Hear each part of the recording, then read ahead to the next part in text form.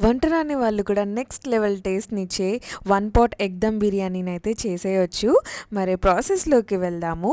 First అయితే ఇక్కడ boiled ఎగ్స్‌ని కొంచెం ఆయిల్ వేసుకొని, ఆయిల్‌లో కొద్దిగా పసుపు వేసుకొని, ఎగ్స్ అన్నిటిని లైట్‌గా గోల్డెన్ కలర్‌లోకి వచ్చేంత వరకు ఫ్రై చేసేసుకొని పక్కన పెట్టేసుకోవాలి.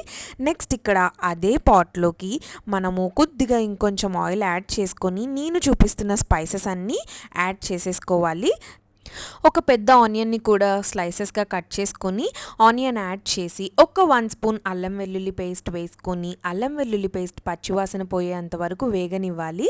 నెక్స్ట్ ఇక్కడ 2 టొమాటోస్‌ని గ్రైండ్ చేసుకొని, ఆ జ్యూస్ కూడా వేసేసుకున్న తర్వాత పసుపు, కారం, ఉప్పు ఇవన్నీ వేసుకొని టొమాటో పేస్ట్ అంతా మంచిగా మగ్గనివ్వాలండి. ఆయిల్ పైకి తేలేంత వరకు.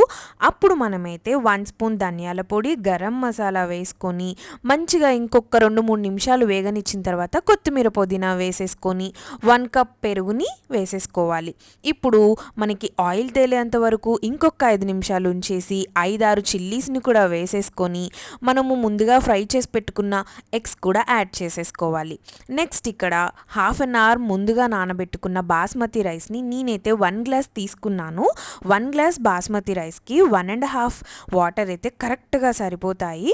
సో ఇక్కడ వాటర్ కూడా యాడ్ చేసేసుకొని మన రుచికి తగినంత ఉప్పు, అలాగే బిర్యానీ మసాలా లాస్ట్‌లో యాడ్ చేసుకొని 2 విజిల్స్ ఆర్ 3 విజిల్స్ మీ కుక్కర్‌కి తగ్గట్టుగా రానిచ్చారంటే చూస్తున్నారు కదా పొడి పొడిలాడుతూ one pot egg dum biryani అయితే పర్ఫెక్ట్‌గా వచ్చేసింది. అండ్ టేస్ట్ కూడా చాలా బావుంటది. మీరు కూడా ఈసారి డెఫినెట్‌గా ట్రై చేసేయండి.